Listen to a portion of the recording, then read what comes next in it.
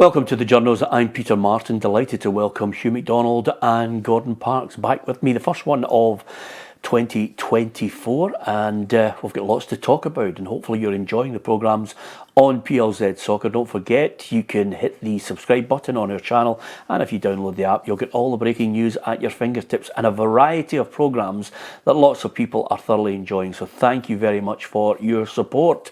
So with Hugh and Gordon Parks here, I thought we'd just reflect on some things that we haven't had the chance to discuss since we were last on the Journos. One of them, of course, is a player that I think you would have witnessed. I managed to see him play on a couple of occasions, but I thought he was just majestic. Franz Beckenbauer. Yep, first time I saw him in the flesh, Peter, 1969. Schoolboys enclosure. For those who don't remember that at Hampden, it's down where the dugouts are now, or where they sit now. And it was a wee kind of almost subterranean terrace that you came out to, and you were at grass level watching that. And I watched them when Scotland beat, they drew 1 each with West Germany. Yeah. And Beckenbauer was absolutely majestic that night. When he died, I had the opportunity to go back and look at the Scotland team that night. And it really would break your heart. You know, it was like, there was like 4 Lisbon Lions in it. The greatest ever Ranger was in it. The captain of Leeds, Alan Gilzine, a Ballon d'Or winner, and Dennis Law. I mean, that was the Scotland team, you know. So it was 1 each. And also, I was at the European Cup final that he played at Hampden as well, when they beat St Etienne 1-0 as well. But just one of the all-time greats. Just not only an achievement, but I think great players, Gordon, they have this kind of, they've got something about them, whether it's the speed of a Cruyff and a turn, or it's the elegance of a Beckenbauer. You just watch him, and the whole thing is a mayhem at one point in the game, and he's just strolling about. It's funny you talk about Hampden, the old Hampden I loved. I think one of the first games at Hampden was Kenny Dalglish's 100 cap. 102nd.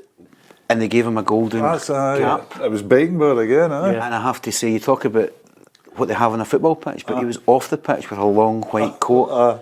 And I was a kid, and you're caught up in the Hampden, and even seeing the floodlights and the grass and the stands. It's the aura he carried and the respect that he carried. I never saw him play, but you see clips. But as a personality and the way he carried a nation, and he reinvented the kind of, there was a charisma and a kind of elegance. He was an ambassador for the entire nation. Yeah, absolutely. I think it's fair to say, Hugh, if you were looking at him as a car, he was a Rolls Royce. Absolutely. You know? The thing about him as well is he actually defined the position, maybe not so much created it, but he defined this libero position, your spearman at the back. But he was actually a midfield player. Yeah. And he played in the World Cup final at 21 in midfield. Who was he up against? Bobby Charlton. And people always say, when they look back in that game, and it's Hurst's hat-trick and Alan Ball, I thought was terrific that game, etc., etc. They'll say, Bobby Charlton was kind of quiet. Well, Bobby Charlton was kind of quiet because he was up against Beckenbauer, you're talking about 2 of the greatest players in the world at the time facing off to him. One of the things that's forgotten, and we'll talk later about Scottish football, was that the level of Scottish football, I'm talking about that game in 1969, where we're drawing with West Germany, who eventually got to the semi-finals of that World Cup. We go to West Germany and we just get beat very narrowly as well to go out the competition. But in 72, Beckenbauer played at Ibrox. And he played at Ibrox basically with the bulk of the team that won the World Cup in 74. Yeah. And Rangers beat them cosy, beat them 2-0. And it shows you the strength of Scottish football, because when Rangers were beating Bayern Munich 2-0 in that semi-final, across the river, Celtic were going out in a penalty shootout the same night to Inter Milan in the European Cup semi-final. Goodness gracious. Hugh, can I say that of that era, I never saw it, but when you see somebody of that calibre, how good was he in relative terms, played today? That's a great question, because, Hugh, and you're the best placed to answer it, is everybody thinks that football only started in 1992. Does it not? The thing that I think about it is I think all you can be in life is the best when others are about you are alive, you know, because the game, undoubtedly the game has changed. The game's got much faster, we know that. The game has got much more athletic because players can, players are fitter so they can close down quicker. But Beckenbauer had all attributes to play in any era. He was technically good. He was very, very imaginative. He had a good footballing intellect. He knew how to play and the way to play. And he was athletic. And the thing that he had that he never ever lost, and sometimes it wasn't to his benefit, is this complete innate arrogance that he had. Everything he would do would be right. He carried that on to his personal life. He kept making decisions that, in full confidence, that were mad. Yes. But he had this kind of self-confidence to this degree. Let me name drop here for a second. I remember playing against Rio Ferdinand. I was a kid. West Ham came and played a pre-season friendly. And you're talking about world class, and you see immediately that athleticism that you can't match, that arrogance, that confidence. Young kid at the time, Rio Ferdinand, but you see exceptional. And I'm sure Beckenbauer was that kind of guy. Oh, so aye. you can translate it. Absolutely, and there's certain things that, as you know, will go down the ages with footballers. Technique, you've either got it or you've not. You know, that attitude you got, and intellectual appreciation. Yeah. And that's got nothing to do with normal intelligence, you know, because some very intelligent footballers maybe are not the most intelligent scholarly wise. I mean, for example, I think Gascoigne was a hugely intelligent footballer, the way he could see a pass. Yeah. You know, the reverse pass and the slide rule, but nobody would say he was going to be on Only Connect on a Tuesday night. Again, let me name drop again. I played against him about 3 or 4 times. And again, when you're in the company of that and you're playing against that, you just admire and you can't get close to the guy and you see it at close quarters, what makes them top notch. Yeah, absolutely. Sliding doors moment, when you look back at his history, God, he could have been an 1860 player, but I think he had a fight when he was a kid and just decided to sign for Bayern Munich. And then from there, I always remember we were talking about special players, they'd Sepp Maier and Gerd Muller and Franz Beckenbauer. The supporting cast was really strong as well, you know. The Schnellinger in defence, they had, you know, they held up. I mean, they had Roth. Yeah. They had so many good players. Roth scored in the European final. That's an idea about the twice I saw him at Hampden. 2 touches. The first touch, it was a free kick. It was short free kick. He ran up to it and he flicked it over the Scotland player that was standing. There wasn't a wall, and he flicked it. Muller took it on his chest, turned, bang, goal. The next one was free kick, a pass to Roth in the European Cup final. Roth gets fouled. As Roth goes down, they're trying to assemble the wall. He just gets the ball and he passes it. Knew Roth had a ferocious shot. Just gets the ball, steadies it, passes it Roth, wham. Yeah. Wins a European Cup final. But that moment, a pass that any of us could make, even I could make, but the quick thinking. Give it to Roth, he's got a clear shot. That's what defined him. He bucked the trend of that muscular, athletic German player. Andres Thom came to Celtic, right, and he was a powerful professional, and you could see the ability as well, but he was a fantastic player. But you don't really stereotype German players with that kind of finesse. Yeah. Beckenbauer had that. I wouldn't like to put them in the same breath, by the way, because if Andres Thom tripped on a curb, he was out for 2 weeks, whereas Beckenbauer played with a sling against Italy in the 1970 World Cup and probably still got 6 stars in the Sunday Mail Star Check, so I wouldn't put them in the same breath. But as a manager as well, he went on to win the World Cup as the leader of Germany as well. So absolutely amazing. 2 Ballon d'Ors, Footballer of the Year 4 times in Germany, and of course 3 European Cups at a time when it had moved and transitioned from the Dutch dominance to the Germans. And as you say, Hugh, you know, I've never met any kind of a really introverted Dutchman or German. They've got opinions, they're confident, it's part of their DNA. He was wonderful to watch. I was just thinking, you and I always have a great bit of banter about, you know, our World 11. I often think who would be best to play, and I've got him in the centre half area where he's basically played sweeper. I was just wondering who would be best to play alongside him, and I'm always torn between Baresi and Bobby Moore. It's such a tough call. I mean, the fullbacks I've got, I just get belters for because I just keep putting Danny McGrain and Paolo Maldini in. I wouldn't argue. I mean, funny enough, it would be another German. Breitner would be my runner-up Yeah. to Danny. Even Bertie Boats was top drawer. Boats were a terrific player. The interesting thing about what you're talking about there, these are both going nostalgic. There's no modern day era player. No, but can I tell you something, Gordon? And this is the thing about where we're going now with generations. And, you know, lots of people come up and they say they like listening to our chat. And sometimes I think we are guilty, sometimes of looking back sentimentally and nostalgia. You just wonder who has the longevity to be remembered.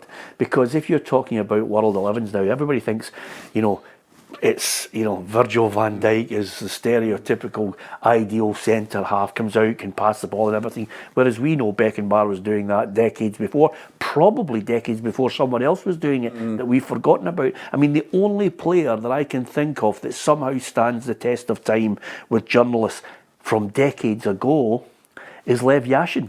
The Russian goalkeeper, because as time goes on, Hugh, people's memory fades, and you lose that sense of who was a good player, because unless you've got footage, What I would say to that is, you tend to go and pick from, remember the Panini albums that are more focused and it immerses you and you're fanatical about football at that kind of age, so it makes more of an impact on you, so it stays with you longer. yeah. It's like your childhood. And other things that we can sit and we can talk about. If we talk about Christmas, you'll sit down and say, "Oh, I remember watching the Morecambe and Wise show at Christmas." Yeah. You know, because it's part of your growing up. And with football as well in those days, and there's a point I made when I was writing about Beckenbauer, and certainly a point I made when I was writing about Maradona coming to Hampden, was that you didn't see players the way we see them now. Yeah. I mean, if you go on now, if Rangers are signing a under 21 international from Norway, you go into or wherever, you go into the YouTube and you can read it, and there's guys on Twitter giving you scouting reports. Things like Beckenbauer, you heard, there was like in the mists. Yeah. You know, maybe a wee mention in the Daily, and then I'm talking about before he starts winning Euro Cups, and then you go to Hampden that night. Yeah. In '69, I would be 14. Yeah. I'm going along there as a 14-year-old going, I'm barely going to take my eyes off Beckenbauer and the boy up front, Muller, because he was the guy. So you're going on an air of excitement because you haven't seen him before. You don't even know how he moves. You don't know is he fast? Is he tall? You know, and that kind of thing just hits the soul. Absolutely. And the one thing I would say, and this is me being overly optimistic, but if anybody's listening to the Journos programme as it's still going 20 years from now, you will have a generation of journalists talking about Messi, Ronaldo, because I look at Messi and Ronaldo and think to myself, wow, we were so lucky to be able to chat and also see them in, you know, half decent quality television production. You know, so that lots of people will talk, and they will survive, I think, you know, longer because there's more evidence of how great they were. Whereas Beckenbauer, you really have to go and research him and search for people any talk video. About Diego Maradona coming to Hampden famously, 1981 was it? 79. And many times have you had the chance to see Messi watch in the flesh? You've watched him numerous times in the flesh, so you've got that luxury. I remember being at school and we snuck out of school because Bayern were playing against Rangers at Ibrox, but they were training at Adamsley Park at Rob Roy's, so we were only a 5-minute walk from the school. We all dogged it and went down and watched them train over the canal, over the thing, so you're getting to see that sticks with you. And Adamsley Park's no longer there either. No, and for the benefit of anyone under the age of 30 listening or watching the programme, dogged it means playing truant and not attending school. And we don't advise it. We don't advise it, but it's such a great line from him because I haven't heard it since I was at school. I'm going to move on from Franz Beckenbauer. A lot of people will remember him fondly, and I think his place in German football history, and especially West German football history, will never be forgotten. I'm going to move on to something which caught my eye over the last few weeks, since the start of the season as well. And boy, whoever scouts Rangers goalkeepers deserves tremendous credit, because Jack Butland is one of those goalkeepers that they were worrying about how they were going to replace Alan McGregor, but Butland has come in seamlessly. People are not mentioning McGregor. He makes top drawer saves. And then I thought, you know, I was sitting in a press box in the last couple of weeks, and I turned to one of the journalists, and the two of us started laughing. I said, you know what? Rangers are just synonymous with great goalkeepers. You know, you look back and I can just, you know, there's lots that just rhyme off in your top five right away. You know, you've got your Gorhams, you've got your Alan McGregor, you've got your Stephen Kloss. For me as well, Chris Woods I thought was a great goalkeeper. God, yeah. But you look back, McGregor, they had Fotheringham, maybe not as good. Bell, Cammy Bell, obviously no disrespect to Cammy, but again, Neil Alexander, not great. Kloss, good goalkeeper. Niemi was a good goalkeeper. Charbonnier, fleeting appearances. Andy Gorham, top drawer. Theo Schnelders, maybe not as much. Chris Woods, Ali Maxwell, Peter McCloy. I thought Peter McCloy was a good goalkeeper.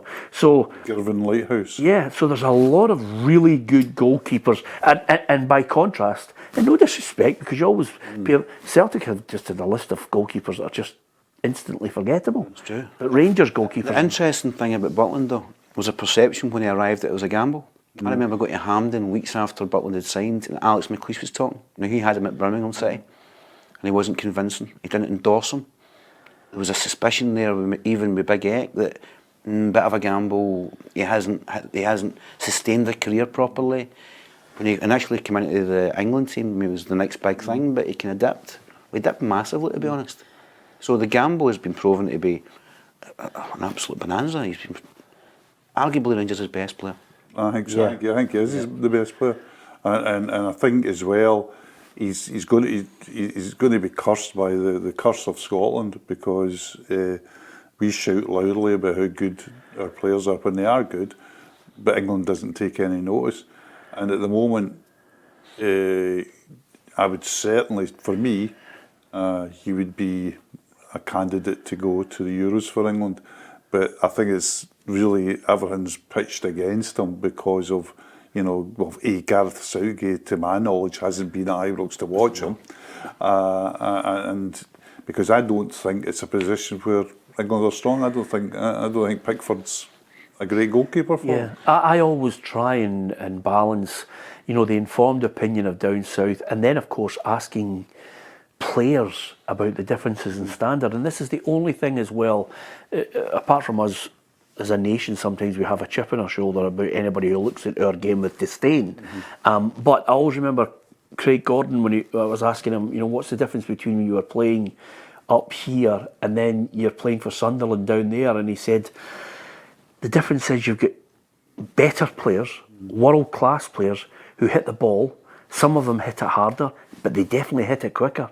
And they don't think about it. It's an earlier, it's bang, it's one touch, and then you have to quickly, sometimes he said as a goalkeeper you don't have time to adjust. So at the highest level, the quicker thinking, Franz Beckenbauer pass to Roth, bang, goal, the quicker thinking players expose you. So, you know, Jack Butland, you know, I've watched him on more than a few occasions, is playing against a lower class player.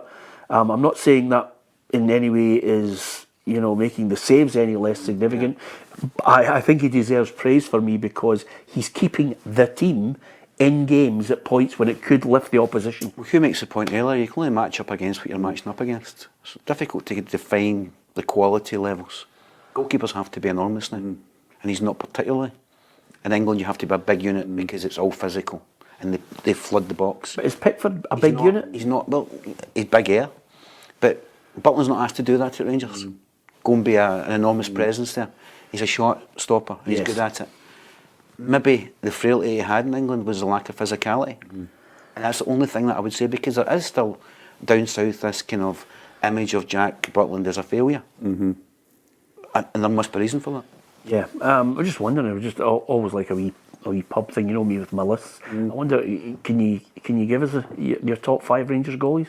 Is it Gorham first? Gorham would be first. It has to be. I watched Gorham a lot in '92, '93, not just with Rangers but with Scotland, because my son was just then coming and my daughter were going to just starting going to Scotland matches, and there was times there when he was ridiculous. He was ridiculous. Yeah. I mean, in that Champions League campaign, Marseille and Leeds come to mind very strongly. Yeah. He was just ridiculous. It was like Superman stuff. And I always remember when international, I've spoken to this before, I was playing an international against Portugal. I remember Futri coming through one-on-one with him, and me sitting and going, he'll save us. And he did. Yeah. You know that way, instead of going, oh, it's foot race a goal. I just went, he was just ridiculous. So, one, definitely Gorham. McGregor, two. I was in Bremen when McGregor made that save. Yep. If he did nothing else, I think, you're saying that's ridiculous as well. I would say Chris Woods, three. Ahead of Kloss? Ahead of Kloss. I think Chris Woods was, he was the best goalkeeper in England. I think Kloss, if you watch Kloss, there was a couple of mistakes in Kloss, I thought, at times, so he would go 4. And for old time's sake, Big Peter. I knew you would say that. For old You would say that. You've got nostalgia written all over your face. I'm sorry for being me. Specialised position, and I find it difficult to comment on keepers because as a striker, you try to beat them all the time. And if you speak to goalies, Gorham's always top of the list. Jim Leighton for me was a phenomenon. But speak to keepers and the aura, and the reputation, and the ability, the reflexes. Andy Gorham was just on a different level. And have you got a 5? I can't go back that kind of length. Yeah, just out of They've curiosity. sustained keepers for a period of time. I don't have that many. Hugh will tell you that it's my job to obviously try and police the show as well for any inaccuracies. Did you say there as a striker? What's that? Did you start out as a striker? That is outrageous, isn't it? I had you as a non-tracking midfielder. Having shared the midfield with you on occasion, right? That's a fair comment. I can't argue with that. Right, okay. I can't believe any manager decided to shove him back into midfield. back. Listen, you've had no running up front, but we're now going to shove you in the area where you've really got to run. Anyway. Speak to goalies, and goalies will tell you. The interesting thing about Gorham, just to end the discussion as well, is Gorham, for a modern goalkeeper now, when you're talking about big units, Gorham was slight. Yeah. I think the only thing, and again, he comes into that. I wouldn't like to use. It's not right to use the word maverick for goalkeepers, but he comes into that category of those icons who basically people loved the moments they got with him, but if he had been the ultimate professional, they'd have got more of them. And I think that's what a lot of people wanted. It's a Best, it's a Jimmy Johnston, it's an Andy Gorham. Yeah. You want more of it, but you can't get it. Can I say, having John Hillcoat worked with him at Morton, and the goalie came into Morton, and there's other goalies that I know have worked with him. He's a fantastic pro. He worked so hard. I know there was days that he never trained, but see when he actually did the work, he worked hard. Yeah, absolutely. But Partsy, I'm not being derogatory towards him. I'm merely flipping it and saying yes, he may well have worked hard, but there is a level of sustained commitment as a professional where you have a Franz Beckenbauer from start to finish, who's the ultimate. Yeah. Andy would be the first to admit. No argument. That there were times when he just went off the rails. Best the same, Johnston the same, but people's only regret is, my God, I'd love to have seen them for another 5 or 6 years at the top level. Instead of getting shunted out to other clubs and eventually that loss. We talk constantly on this programme with great affection about players that come from your own country. There's a special bond, there's a link, and we all want to see them develop. We are in a better place now with Steve Clarke because we see players who are strutting their stuff in the English Premier League, and of course in the Scottish Premiership as well. But you've got to keep that gravy train going. You've got to keep the conveyor belt of talent. You must have a platform for them to actually go and learn their trade and become better. And the biggest problem for the Stevie Clarks of this world, and then the next Scotland manager, is where's the next batch coming from? And it's certainly for me, is a worry. If I look and I say to myself, I spoke to Fraser Wishart a couple of months back, and he said, it's so difficult. Under 21s, Scottish young players are not getting the chance to play. I remember Mark Votta saying 150 games. If you can get that, you play with older players, you play with experienced players, you become a better player. We're not getting that. And I thought to myself, okay, I'm going to back this up, and I'll look at the last couple of weeks, see the teams, see how many Scots are playing in it. And then, of course, it's rather disappointingly single-digit under-21s playing on a regular basis. Of the Scots who played in starting 11s in the last few weeks, Hibs had 2, Rangers had 1, St Johnstone had 3, Aberdeen had 4, Celtic had 2, Dundee had 5, Livingston surprisingly had 8, Ross County 1, St Mirren 2, Kilmarnock 6, Motherwell 5, Hearts 5. So in total, you have 44 out of 132 possible starting players, which is 33%. And of that, it's single percentages on under 21s, few and far between. Lucky if you've got 4 or 5. There's a trend that we have to caveat if we're going to criticise. And the trend is now that if you're a young player at 15, 16, 17, and you show something, you're away. That's So a you're good going point. to England early. That takes a bunch of players away.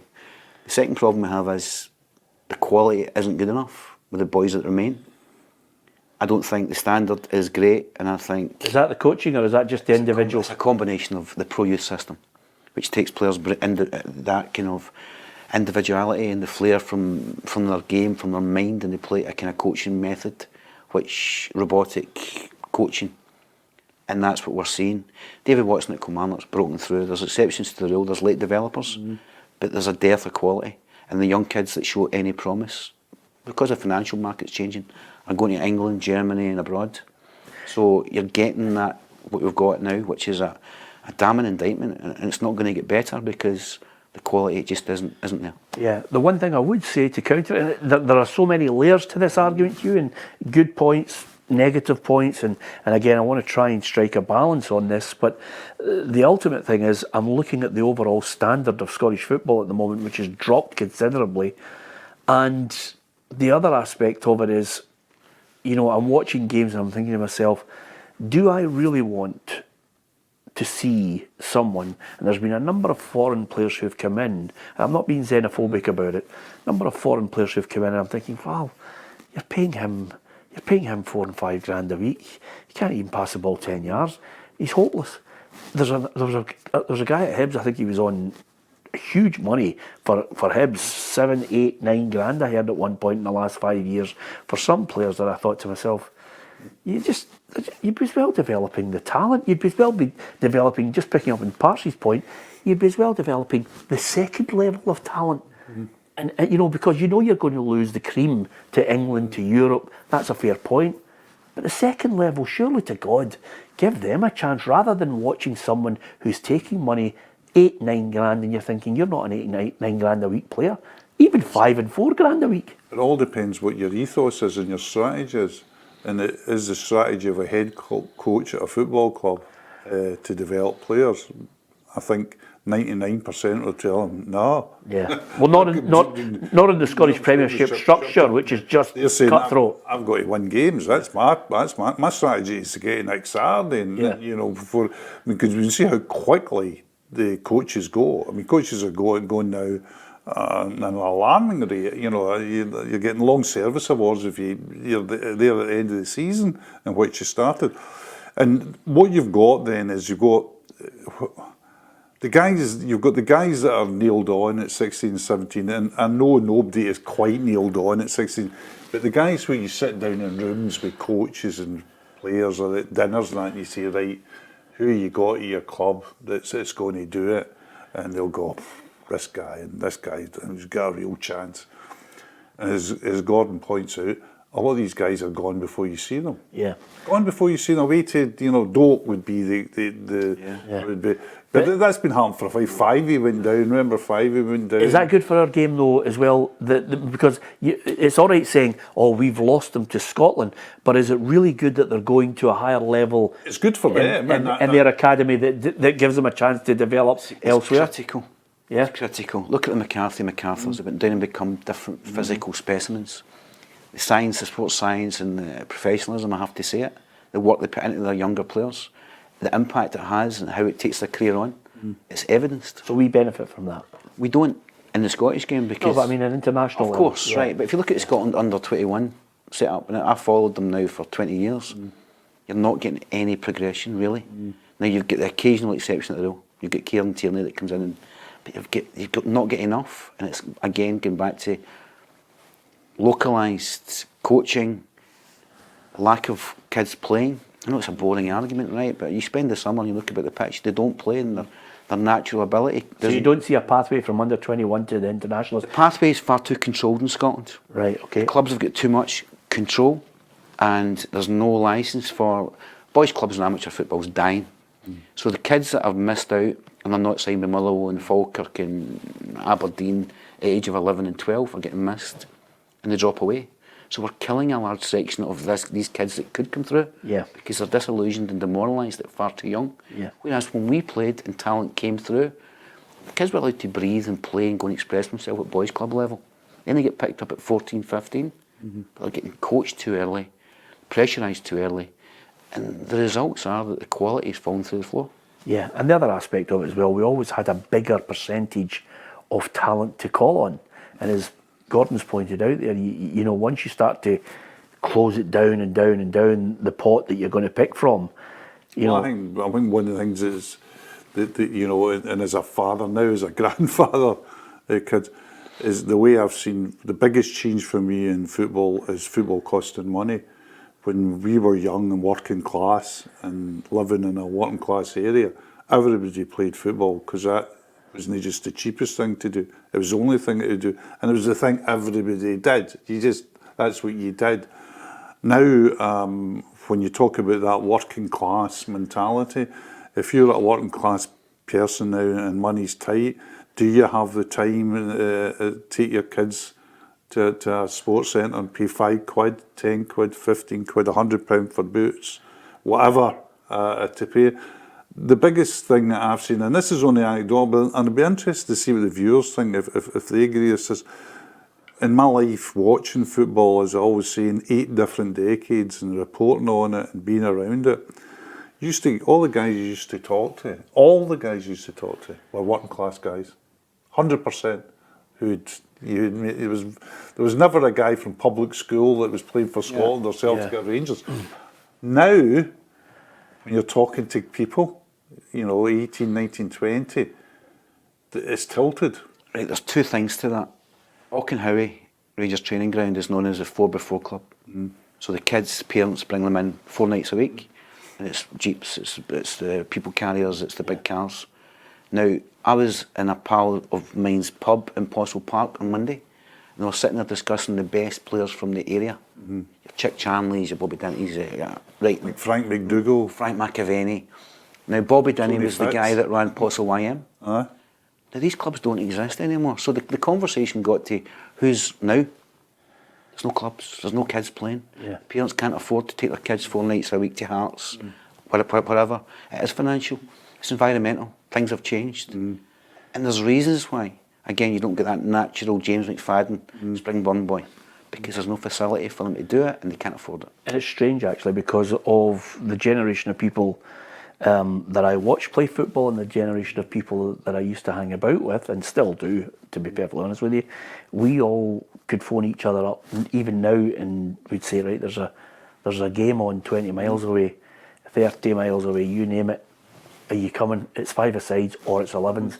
And I'll say, right, I'll pick him up, he'll pick him up. And, you know, we meet regularly at 9:30 in the morning to play 5s, and then we'll go and play anywhere to play 11s. That's our generation, we just love it. You know, and every now and then you can coax a youngster out, but the majority are all our...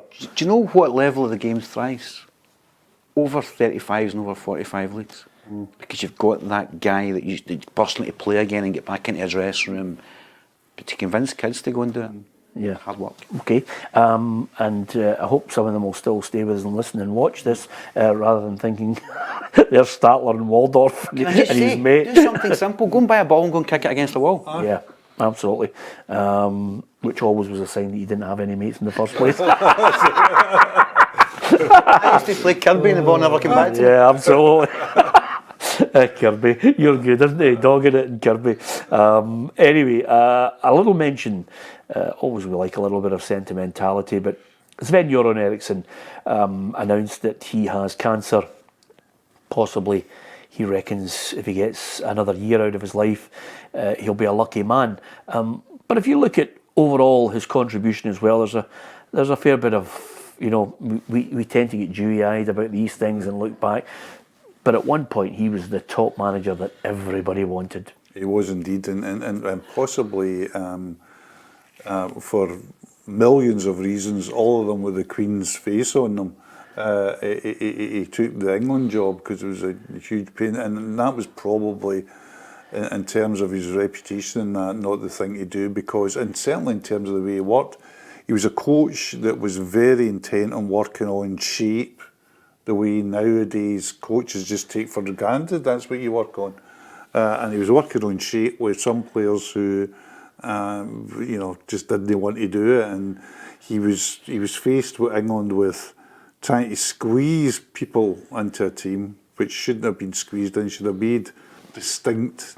Said, Scholes is my man, or Gerrard's my man, or Lampard's my man. Do you think he'll be looked upon? Right now, there's the tremendous groundswell of people looking back nostalgically, and certainly in a club, he can hold his head high for some of his achievements in club football. But do you think maybe he didn't have what it takes to put that golden generation together and get the maximum potential? Absolutely. I mean, and the phase of the golden generation, I always burst out laughing at it, because it's only the golden generation that didn't win gold. Mm-hmm. Yes. Exactly. Yeah. They won nothing. Mm-hmm. Absolutely won nothing. And if you go through that team and you say, how did Ferdinand, Terry, Lampard, Scholes, Owen, Shearer, I mean, just rattle off all the names, get Neville. How did they win nothing? How did they win nothing? Because his coaching method was too structured. And the other thing was he couldn't make decisions. And another thing as well, and it's down to the players as well, the players weren't adaptable. The players also were, by all accounts, a hugely cliquey dressing room. The Manchester United players sat with one, the Arsenal players sat, the Liverpool players sat. So I think he would look back on that himself and say that was a missed opportunity, because, England are better than on paper than what they achieved under him. But by the way, if you look at his record on a whole, there's no doubt that not only was he a good coach, but he was a coach that, well, maybe not groundbreaking, but he was a coach that laid down certain principles or confirmed certain principles that maintain today. I mean, he was a pressing coach. He was a coach that emphasised shape. So he was a modern guy. But I think the England thing, he'll look back himself and say, I have to say, he came across my line of vision, and I hold him in the highest regard, because he was dating Eureka Johnson. Mm-hmm. There must have been about 20-year age gap. Yeah. You got to applaud that. Yeah, I never thought I'd hear. I never thought I'd hear that line. By the way, that's you've got to applaud Warren Beatty. He managed to get out with somebody who was like 30 years younger than him. Fantastic. Only you personally could come up with that line in this show. Although, to be fair, subsequent relationships proved to be very difficult when it comes to our tabloid press and what he did and what he got up to, and whether it was titillation for you to read. I tended to be more interested in what he was doing as a coach and a manager. And by the way, he got a fair old tilt at the England job. I mean, it wasn't just a one campaign. He got 3 campaigns and just couldn't get anything out of them. One little moment he was also one of the first big earners, wasn't he? Oh, huge money, huge money. But I think one of the things that's nice about people looking back fondly, and obviously at this moment saddened to hear his announcement of his cancer. He said it was his dream to manage Liverpool. I think they're going to let him do it in a Legends game in March, which is fantastic. I mean, that'll be tremendously emotional for him. I think it's what more can you do? I mean, to have that predicament and that kind of to deal with that kind of diagnosis and to have that ambition to get it satisfied. Yeah, do it. Absolutely, it'll be brilliant, and fair play to the Liverpool legends who are hopefully going to make that happen for him. That would be a lovely touch. It's amazing how some people get a fixation or a love with a club far away from their... Everybody has that type of thing. The Scandinavians, of course, generally, you mean Swedish, of course, but they generally had live English football at 3 o'clock live because of, and they had that, and they had match of the day and that. So. And because of its proximity to, in geographical terms, yes, but also because the amount of football that they watch. But we all had that at one time. I mean, I can think back as a kid at school, we all had our English team. Oh, absolutely, I still It's do. strong. Have you got a bucket list thing? You've done a lot of magnificent things with the privilege of going to great places. In fact, a friend of ours went to a Boca Juniors game in Argentina recently for that kind of bucket list element. What have you got? My bucket list is kind of, and I say this with great gratitude, my bucket list is just about empty, because Argentina was a huge one for me. And watching Brazil in a World Cup was a huge one for me. Yeah. And I've done both. I'm actually one which I wouldn't quite say bucket list, but it's on. I'm going to Napoli to watch Napoli because of my Maradona obsession. So that I'm going there in March.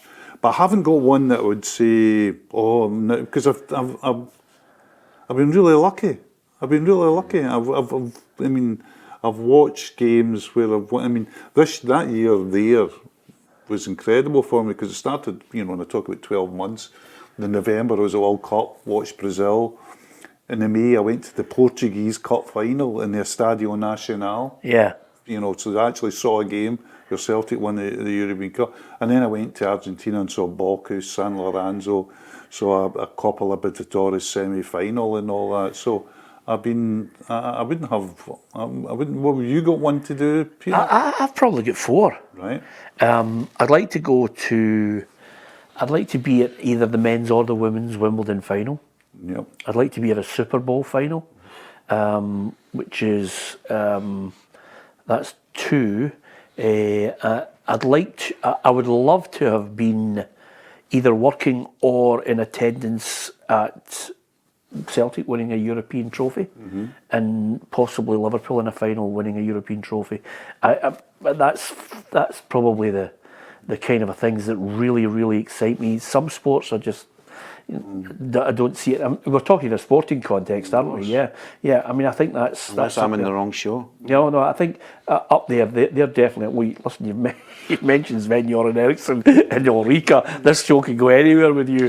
What's your bucket list? Right, journalist show. We've been privileged. I've done Wimbledon several times. Yes. Rugby World Cup, Champions League. We've been spoilt.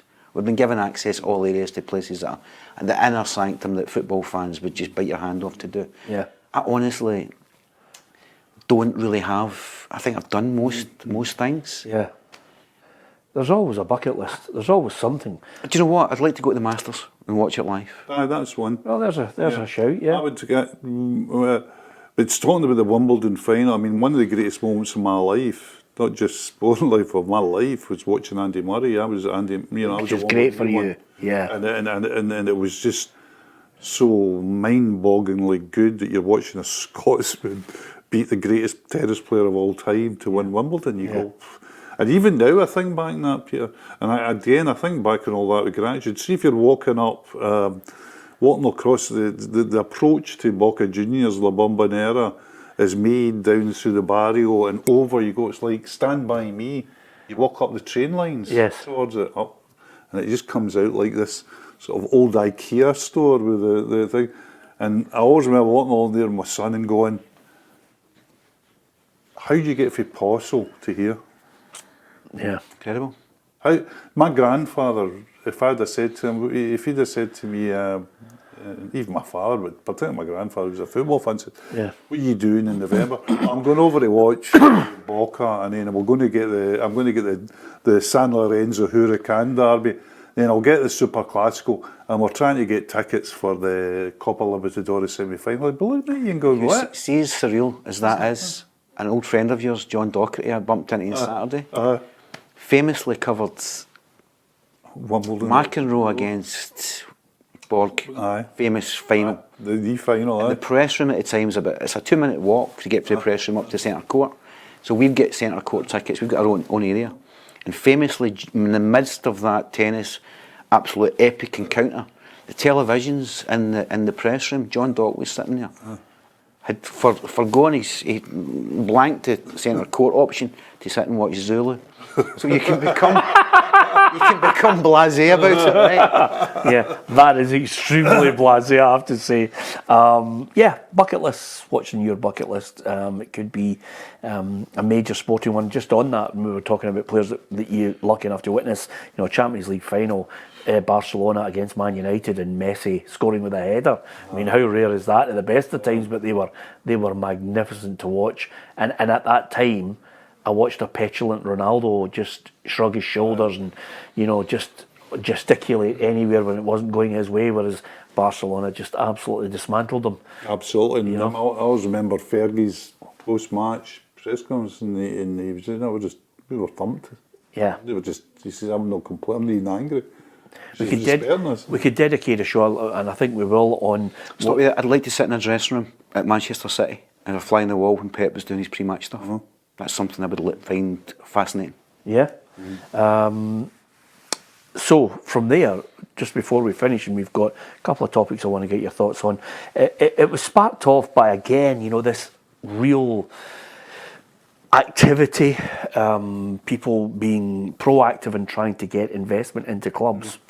Now, I am all for fans having a role within clubs, but I don't think ultimately, if you're looking for the ultimate success, you can rely on fans constantly putting the money in and, being the house that you build trying to get success on. I just don't see it. Hearts is great because they're successful, but they also have a millionaire in the back, couple of millionaires that can bail them out. Fan ownership, some people say, wait a minute, Real Madrid and Barcelona, they all bail into it, but there's, as you know, a business structure in the background that you would need quite a few Philadelphia lawyers to explain it all to you.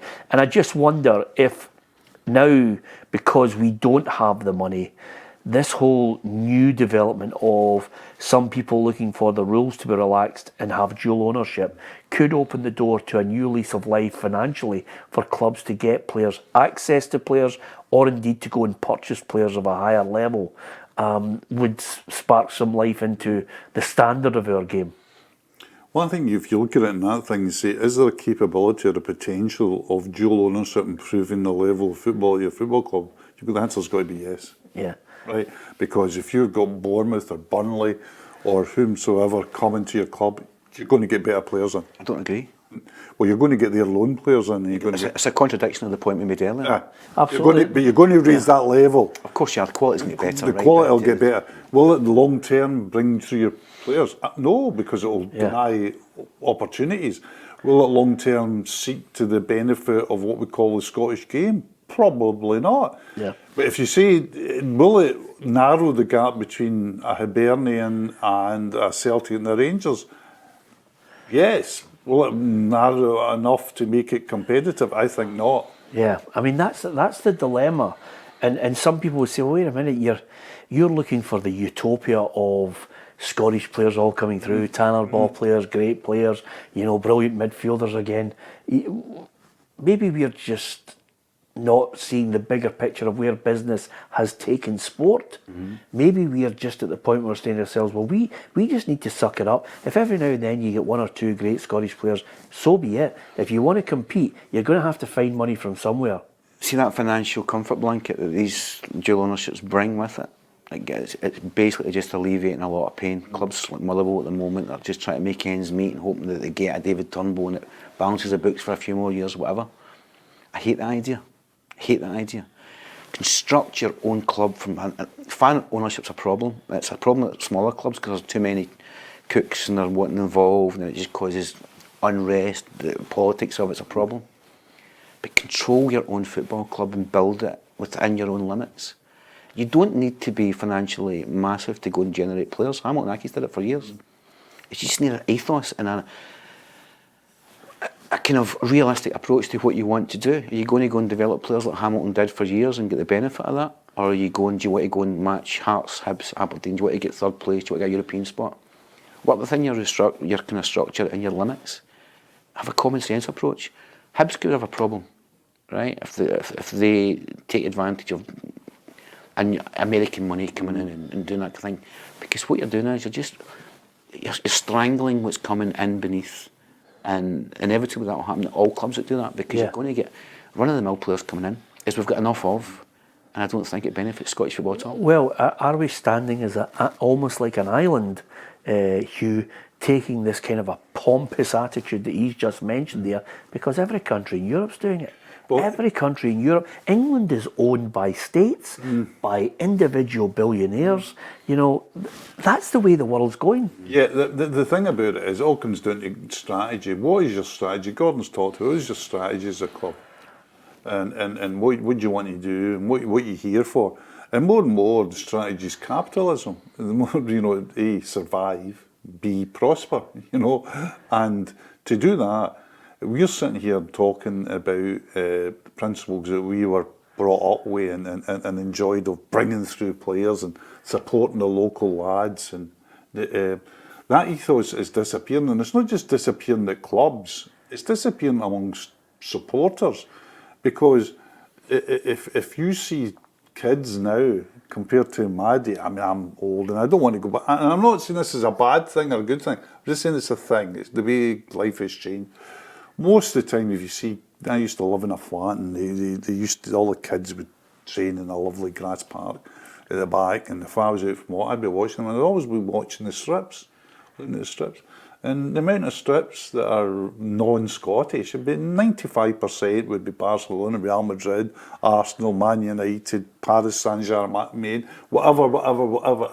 We were never brought up like that. We were never, you know, looked at. And so things have changed. Things have changed. It's a global game now. It's very much a capitalist game now. It's very much a game about budgets. Whereas in the old days it just wasn't. Yeah. It was. Now you can say them that has the most money will win the most trophies. Yeah, I think the only way some clubs can survive like that is when you have a Hamilton Accies who basically say, by the way, this is our blueprint. If you want to come and watch us, this is what you're going to see. It's that Ron Seal moment. It does exactly what it says on the tin. What they do is, Peter, they flood a coaching system with kids, and good kids, and they work really hard at it. But what they do is they're prepared to go and put that kid in the team. Yes, absolutely. Yeah, it has to be that moment. Well, I mean, almost under the radar. I went along I went along to Hamilton about 3 or 4 months ago and talked to the guys. And almost under the radar, they've sold 4 players in the last year to English clubs. Yeah, you know, young kids. Money doesn't solve the problem. Look at Dundee United. Mark Ogden's spent £4 million of his personal wealth, and they've got an academy there. The model was supposed to be sell them. They haven't done it because quality isn't there. It's a fool's gold. Unless you're a Hamilton Accies, you're prepared to go and work at it properly and blood them early. Okay, you know, I always try and like to have a wee bit of nostalgia, a wee bit of madness, and then and then maybe end on a positive note. So let's end on a positive note, which is, of course, the Best Awards the other week there. I always love an awards ceremony. It's the type of thing you like to sit down and see people coming up and making a speech and hopefully having a personality. The Best Awards announced the men's best FIFA player was Messi. The women's was Altana Bonmatí, the Spanish player. The coach, Pep Guardiola, Serena Wegman got it for the women's end. The best goalkeeper was Ederson in the men's, and Mary Earps got it in the women's. And then the Puskas Award went to Guilherme Madruga, if you'll hopefully allow me the pronunciation on it. And the Best FIFA Special Award went to Marta. Basically, some of the things that caught my eye on it, the fan award went to TV cameras that panned in on a Cologne fan who was cradling his son in his arms while feeding him the bottle during the Argentinian team's game against Baracas Central. It just was one of those ones. I'm going to get them to their first ever game, and they're still in my arms, and I'm still feeding them milk. That one resonated to me because I wasn't long back from Argentina, and I've never. And I'm football obsessive, and my laddie who was with me is a football obsessive, and we just went, this is the maker for football. So I say to anybody, you know, and that Argentinian thing was it's just crazy. It's crazier than you ever thought. Yeah. But the only one I think was a disgrace, the award there, was Messi. I don't know how Messi wins that. Who wins it? Well, Haaland's got to win it. Yeah. I mean, Messi in 23, what did Messi do in 23? He took his team to about, what did I think even Inter Miami made the playoffs? No. Yeah. So you're not having it? No. I mean, that was just a... It could be the overall previous year, though. Well, if it's the previous year, win it the previous year. You know, if it's 2023, it's for 2023. Haaland scores 50 goals, wins the European Cup. You know, Pep wins, 5 trophies? Come on. Yeah, you in that bag? I'm happy with that. That's absolutely true. Okay, I thought I was ending on a positive note. But you used to. See, when you go to these continental games, Napoli will be crazy, Argentina was crazy. Do we delude ourselves to think that we're the old firm games are like the pinnacle? These places No, are I think the Old Firms, I mean, I've been to them obviously, and they still hold a place. Absolutely. No, they did hold a place. But I mean, if you go to, one thing I will say about Argentina, if you go to Argentina for a football game, it's like going to Scottish games in the 60s and 70s. There's an air of just slight menace, an air of total drunkenness, and an air of there is no steward. See, once you're on the ground, that's it. right. You're in the terracing, that's it. There's nobody, he's in my seat, or nobody's sitting in seats, people are rushing fences, people are climbing fences. There's nobody around. Barry Hearn came and rewrote the template for Scottish football, and he had a lot of suggestions that were great. One of the things is get Old Firm fans together again, right? Yeah. The second thing is alcohol at games. I've just spent 10 years following rugby, where you've got the capacity to go in the Stade de France, where France played Scotland at the Rugby World Cup in the summer. Guess how many pints get sold in total within the ground? 1 million? 165,000 pints. I wasn't there though. Yeah. So you're talking about financing football. Yeah. Fans turn up at games anyway, just having jumped at the pub and timed it to perfection to go up. A bit of common sense, a bit of marketing.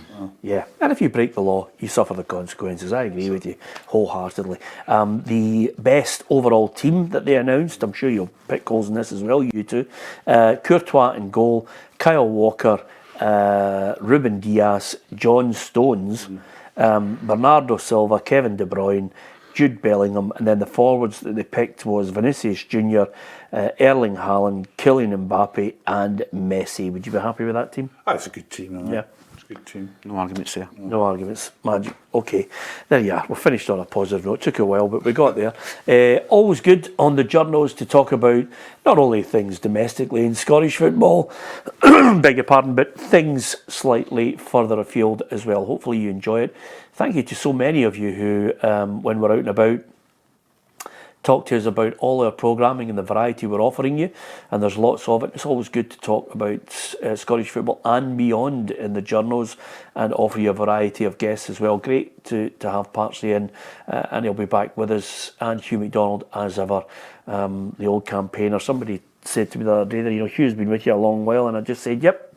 I said, when the PLZ Titanic goes down, Hugh, you and I will be sitting there with a cup of coffee with Ruffy, and we'll just say to the band, play another song. Play on.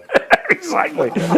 Couldn't sum it up any better than that. There you are. Thanks to Hugh, thanks to Gordon, and from myself, Peter Martin. Don't forget, hit the subscribe button on our YouTube channel. You can also download the app. You'll get all the breaking stories, and across our social media, our PLZ journalists are reporting on as many of the big stories as we possibly can. So there you have it. It's all there for you. Thank you very much for watching and listening to the Journos today.